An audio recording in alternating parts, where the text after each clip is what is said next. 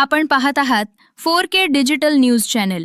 नागरिकांच्या समस्या स्थानिक पातळीवर सोडवण्यासाठी आणि जनसेवेचा वसा पुढे नेण्यासाठी सामाजिक कार्यकर्ते अनिल केशव पवार यांच्या जनसंपर्क कार्यालयाचा भव्य शुभारंभ काल सोमवार 22 डिसेंबर 2025 रोजी कामोठे येथे मोठ्या उत्साहात संपन्न झाला.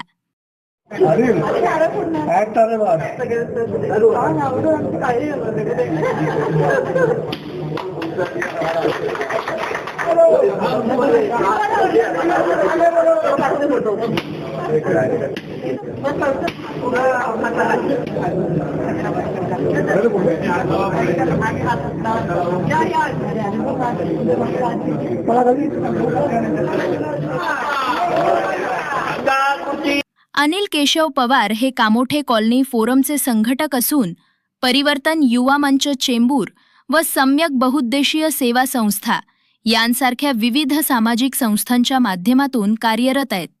नागरिकांच्या समस्या जाणून घेऊन त्यांना त्वरित न्याय मिळवून देणं हा या कार्यालयाचा मुख्य उद्देश असल्याचं यावेळी सांगण्यात आले. सदर उद्घाटन सोहळा सेक्टर 18 मधील ओम शिवम अर्जुन बिल्डिंग येथे सायंकाळी 6 वाजता पार पडला. यावेळी फोरमच्या अध्यक्षा लीना अर्जुन गरड, मंगेश आढाव बापू सारुंखे तसेच परिसरातील मान्यवर, हितचिंतक आणि नागरिक मोठ्या संख्येने उपस्थित होते. हे कार्यालय केवळ माझे नसून प्रत्येक सामान्य नागरिकासाठी हक्काचं व्यासपीठ असेल अशी भावना अनिल पवार यांनी यावेळी व्यक्त केली. या कार्यक्रमाच्या यशस्वीतेसाठी निमंत्रक जयवंत खरात, महेंद्र पवार, सुनील लोंखडे, निलेश आहेर, संतोष आलदार, सिद्धार्थ पवार, ॲडवर सचिन गोडसे आणि दीपक जाधव यांच्यासह अनेक कार्यकर्त्यांनी विशेष परिश्रम घेतले. आज या ठिकाणी कामोठे शहरामध्ये ज्या काही मूलभूत गरजेच्या ज्या समस्या आहेत त्या समस्या विरुद्ध लीनाताई गरडच्या मार्गदर्शनाखाली आम्ही गेले 5 वर्ष लढत आहोत. त्यामुळे या समस्या दूर करण्यासाठी आणि लोकांच्या जनसंपर्कात राहण्यासाठी आम्ही अवेलेबल असू या उद्देशाने आम्ही हे जनसंपर्क कार्यालय केलं आहे. आणि लीनाताई गरडच्या हस्ते कार्यालयाचं उद्घाटन होणं हे माझ्यासाठी फार मोठे आहे. 2007ला मी मुंबई महानगरपालिकेची जी निवडणूक लढवली होती ती लोकशाही पद्धतीने व सामोपचाराने लढवलेली निवडणूक होती. त्यामध्ये आर्थिक असा जो प्रकार त्या महानगरपालिके मुंबईमध्ये दिसला नाही. परंतु ह्या पनवेल महानगरपालिकेमध्ये जे ठेकेदार आहेत आर्थिक संपत्तीनं गडगंज आहेत आणि ज्या लोकशाहीला घातक असे या ठिकाणीचे जे वास्तव आहे काही लोकांचं ही लोकशाहीला मारक अशी निवडणूक म्हणेल मी. कारण पैशाच्या जोरावर आम्ही काही करू शकतो आणि उमेदवारांना सुद्धा आम्ही विकत घेऊ शकतो अशा घाणेरड्या वृत्तीत हे लोक जगत आहेत. परंतु येणाऱ्या निवडणुकीमध्ये इथला मतदार राजा यांना यांची जागा दाखवेल व कामोठे कॉलनी फोरमच्या सर्व उमेदवारांना त्यांच्या न्याय हक्कासाठी लढण्यासाठी महानगरपालिकेत पाठवतील अशी आम्हाला आशा आहे.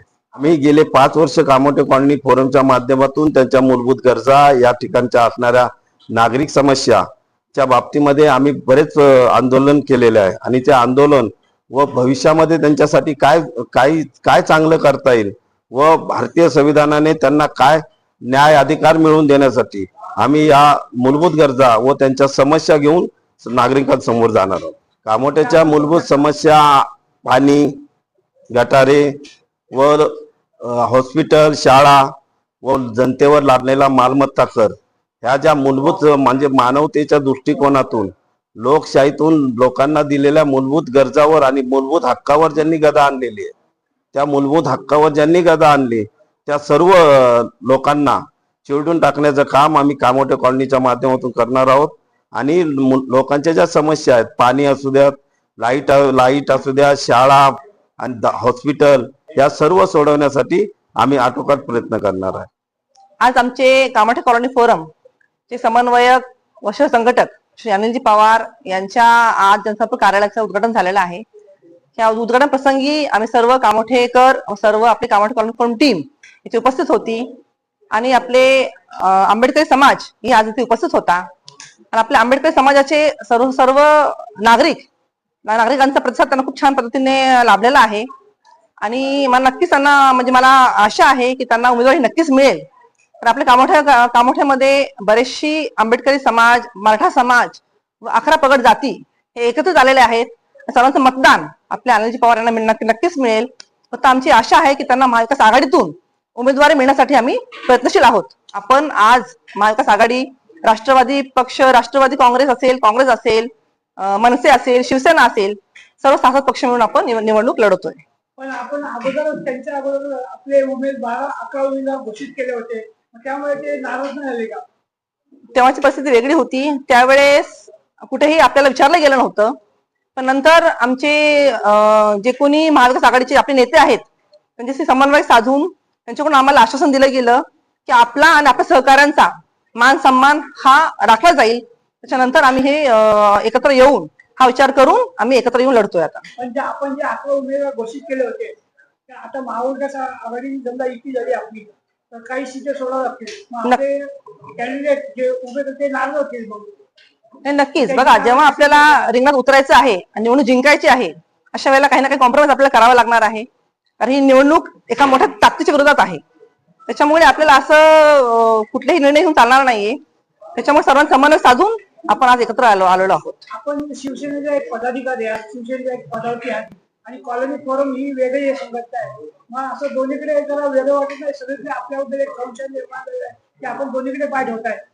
असं काहीच कारण नाहीये. कारण कॉलनी फोरमचा जन्म झाला आहे 2014 मध्येच. त्यानंतर आम्ही बीजेपी मध्ये होतो तेव्हाही कॉलनी फोरम जिवंत होती. आज आम्ही सेनेमध्ये आहोत तरी कॉलनी फोरम जिवंत आहे.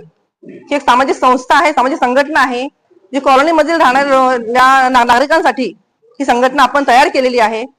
आणि कॉलनी मधील नागरिकांना सर्व सोयी सुद्धा मिळावी, त्यांना न्याय मिळावा यासाठी आपण ही संघटना उभी केलेली आहे. आणि आजही आम्ही कॉलनी फोरम म्हणून जिवंतच आहोत आणि कायम राहणार आहोत.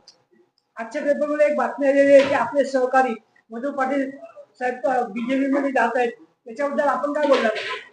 आपल्याला माहितच आहे की भारतीय जनता पार्टीची जुनी सवय आहे चांगले उमेदवार फोडून घ्यायचे आणि एखाद्याला वीक करायचं, एखाद्याला कमजोर करायचं. पण आपले मधु पाटील साहेब हे कॉलनी फोरमचे महत्वाचं अंग आहे, आजही आहेत. त्यांनी शिवसेना सोडलेली आहे, त्यांनी काय पक्ष बदलला नाही, त्यांनी फक्त पक्ष बदलला आहे, त्यांनी कॉलनी फोरम सोडलेली नाही. अजून पण आहेत ते, आजच्या तारखेलाही आहेत. जनसंपर्क कार्यालयाच्या उद्घाटन प्रसंगी जे उमेदवार आहेत ते अनिल केशव पवार साहेब यांच्या आमंत्रणावरून आज या ठिकाणी आपण सर्व लोक इथे हजर झालेले आहात. अनिल पवार साहेबांसाठी शुभेच्छा द्यायची आहे. अनिल पवार साहेब आहेत, मी त्यांना सांगेन की फार कमी दिवस असल्यामुळे आपण प्रचार कोणत्या पद्धतीत करू शकता. प्रत्येक वोटरकडे, प्रत्येक मतदाराकडे आपल्याला जायला पाहिजे. ते कसे जाणार? की पवार साहेबांना एकच विनंती करेन की ते जे उमेदवार आहेत त्याने आपल्या ज्या वार्डमध्ये ते इच्छुक आहे त्या वार्डमध्ये आता स्वतःचा जो केलेल्या कामाचा परिचय आहे ते परिचयाचं पत्रक त्यांनी छापावं, जेणेकरून त्याला परिचय पत्रक एक असं द्यावं आणि त्याच्यामध्ये निशाणी येणार नाही, त्याच्यामध्ये त्यांच्या पक्षाचा सुद्धा उल्लेख होणार नाही. आणि अशी 2-3 मुलं घेऊन त्याने आपल्या कार्याचा शुभारंभ तिथे करायचा. अनिल पवार साहेबांच्या या जनसंपर्क कार्यालयासाठी आपण सर्वजण आलात त्याबद्दल सर्वांचे खूप खूप आभार. मी जास्त वेळ न घेता नगरसेवक का असावा तर न म्हणजे नळ, ग म्हणजे गटार, र म्हणजे रस्ता, या 3 गोष्टीसाठी आणि त्याचा सेवक म्हणजे नळ, गटार, रस्ता या गोष्टीसाठी. म्हणून आपल्या कामोठ्याच्या जगात आजपर्यंत तुम्ही नगरसेवक पाहिला का नगरसेवक? साहेबांनी आजच जनसंपर्क कार्यालयाचं उद्घाटन करून दाखवून दिलं की मी आज कामाला लागलोय आणि पुढच्या 6 वर्ष नाही. म्हणजे नगरसेवक म्हणून माझं कायमस्वरूपी ऑफिस राहणार आहे हे तुम्ही आज मला दाखवून दिलं. जर पाण्याचं योग्य नियोजन हवं असेल तर त्यासाठी सुशिक्षित नेतृत्व हे सभागृहामध्ये जाणं गरजेचं आहे. तुम्ही ठरवणार नाही. म्हणजे आज किंग मेकर तुम्ही आहात. तुम्ही ठरवणार की प्रभाग क्रमांक 12चा नगरसेवक कोण बनणार. मग आपल्यालाही पुढच्या 5 वर्षात कामोठ्यामध्ये 100 खाटांचं हॉस्पिटल असलेलं आवडेल. गोरगरिबांसाठी तिथं मोफत उपचार झालेला आवडेल. मग ते हॉस्पिटल वाढायचं असेल तर सगळे ठराव मांडणारा एखादा चांगला नगरसेवक आपल्याला पाठवावा लागेल. पण तो नगरसेवक माझ्यामध्ये पवार साहेब असले पाहिजे.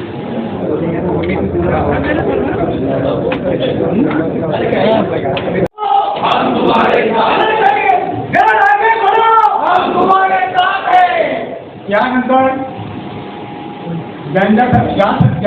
ज्या कार्यक्रमासाठी आपण जमलेलो आहोत ते आपले मित्र आणि या कार्यक्रमाचे प्रमुख अनिलजी पवार साहेब यांना विनंती करीन.